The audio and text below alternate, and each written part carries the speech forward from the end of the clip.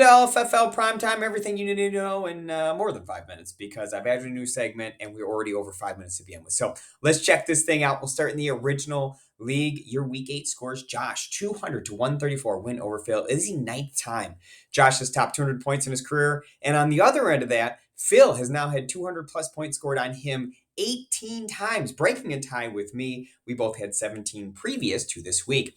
Matt, the big 20-point win over Greg to move to 5-3.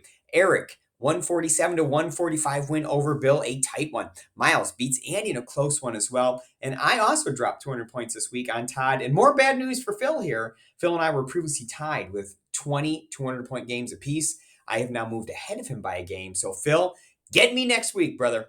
He's looking at your standings. Josh and I are now tied for first place at 6-2, followed closely by Team Merrill at 5-3. Andy, Todd, Eric, all at 4-4 in jockeying for positions in the playoffs. Bill, just a game outside of the playoffs at 3-5. Miles at 2-6. Phil at 1-7. So my new segment, I want to take some more time to dive into the upcoming matchups. I used to do a lot of work with that. I went into emails, but I want to get back to it again. So let's look at week 9 in the LFFL, shall we? Andy taking on Greg. Andy at 4-4. Greg at 6-2. Andy leads the all-time series at 23-20. And while Greg has the better record this year, Andy actually leads the LFFL in scoring. Greg is only 6th. So even though Greg may look like a favorite in terms of the record, Andy's actually scored quite a few more points this year than Greg. So it should be interesting to see how this one breaks down. Todd and Eric both at 4-4 doing battle. Eric, this is a tight series. Eric leads 27-26, but Todd did win their week 5 game, 161-97. But ever since Todd's winning streak has gone by the wayside, he's struggled. Ever since he beat Eric in week 5, he's lost 3 straight games. Miles taking on Bill. Miles at 2-6, Bill at 3-5. This is certainly a game that both of these teams need to stay in the playoff mix.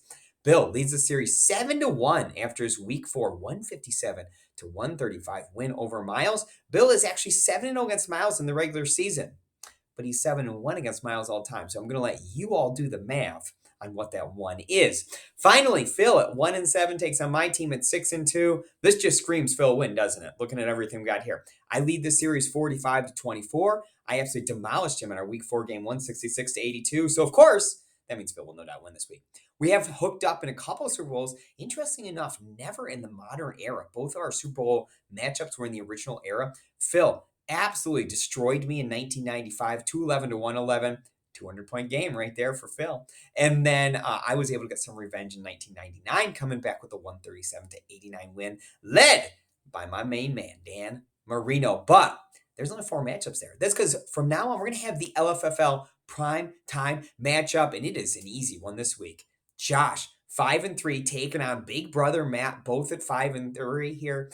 What a great season Josh has had so far. He has won 4 straight games, and he's literally 1 single point behind Andy for the league lead in scoring. Matt, 3 straight himself, no slouch either. Josh traditionally leads this series, a 19-14 lead. He swept last year and had a massive 176-101 win over Matt in week 5. Problem for Josh, Matt won the biggest game they've ever had when Matt won 138-123 in Super Bowl 14. Who's the winner this week?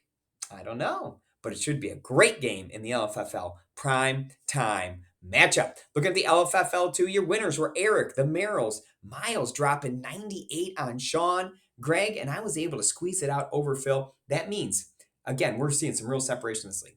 Eric at 7-1, Bill and the Merrills at 6-2, Phil, myself at 5-3, Merrills 4-4, Greg and Sean, Todd all at 2-6, Andy 1-7.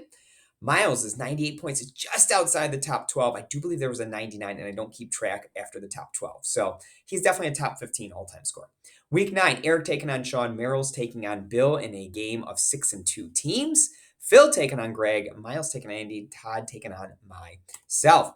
Look at the LFFL 3. Big win here for Bill over Matt. Merrill moves into a tie for first place. Eric beats Phil, Greg beats Matt Brennan, Miles beats Todd, Nate beats Andy, and Sean beats myself. As I said, Matt Merrill and Bill tied. Phil and Sean also joined the mix, all at 6-2, all 2 games clear in the fight for that bye week. Greg, Miles, Andy, Nate all at 4-4 in the wild card mix there. Myself and Matt Brennan a game back at 3-5, Andy 2-6, Todd still looking for that first win this season. Sean taking on Todd this week. Matt Merrill taking on Andy. Bill taking on Matt Brennan. Greg versus Nate. Eric versus Miles. And I've got my opportunity against Phil this week. LFFL 4, congratulations. Look at this score by Nate Waldron. 224.85 Not a record, fifth best score of all time, and the highest we've had since week 7. That should say of 2020 in my notes. So well done, Nate. I hope you have that in some bigger tournaments. Bill takes second. Phil takes third.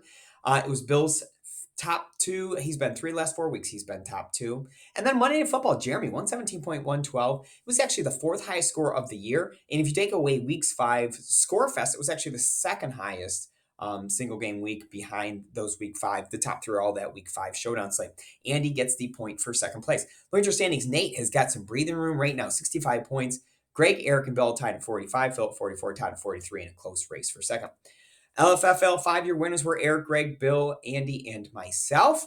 Eric and I at 7-1, Greg at 6-2, Phil at 5-3. Certainly looking like these are going to be our 4 playoff teams, but can Sean, Bill, Andy, Miles make a move here? All 3-5. Nate at 2-6, Todd at 2-6, Nate at 1-7. Eric taking on Bill this week, Phil taking on Todd, Andy taking on Sean, Nate taking on Miles, and Greg and I are playing. We're unquestionably the 2 most successful teams in the young history of this league, met in the first 2 Super Bowls, and this is a big game here, right? Because if Greg wins, can hop right up there in the mix. If Greg loses, to me, it can let that chase packet a little bit closer to him, and the schedule will get tougher because we moved to our schedule where I base it off the records. So the top teams, myself, Eric, Greg, Phil, all going to play each other. So there's still room for these 3 and 5 teams to get back in the mix. LFFL 6, Matt Merrill solidified his lead this week, moving up to 4.4 points. Greg remains in second place. And looking at your monthly leaders, Greg is the only one leading 2 months at this point. LFFL 7, Matt Brennan is your elimination. A close one with Josh this week. Miles, Phil, Matt Merrill, Jeremy, Josh, Andy, and Nate all still a chance to be the winner in this league. Current standings in the LFFL 8, I have taken the lead over here with Matt Brennan and Phil hot on my tail. And then your Elite 8 matchups. Week 1 is in the books. Yes, I did legitimately score 281 points. The top of that team is ridiculous. It's Christian McCaffrey, it's the Hurts to A.J. Brown combo, and it's a Tua to Waddle combo. That's a way to score a lot of points, right? When you got all those guys on your roster. I have a significant lead over the number 8 seed Nate. Looking at your number 5 seed Bill and your number 13 seed Phil, a close one, 189.3 to 186.3. Also have a close one with the other Kaufman, number 2 seed Greg, a 189 to 185 lead over number 10 seed Miles. And I have a little breathing room in the number 3, number 11 matchup with Todd, but certainly that can go either way. If you did not make a move, which is everybody, because nobody made a move, you are welcome to make a move in week 9 or 10. You are allowed that roster move if you want to use some strategery to do bye weeks or injuries, because I know some of us have some injured players on these rosters. So that's all I got for this week. Thank you so much for tuning in. I hope you enjoyed my new segments. Sorry for the increasing length of these shows. So we will see you next week. Good luck in week number 9.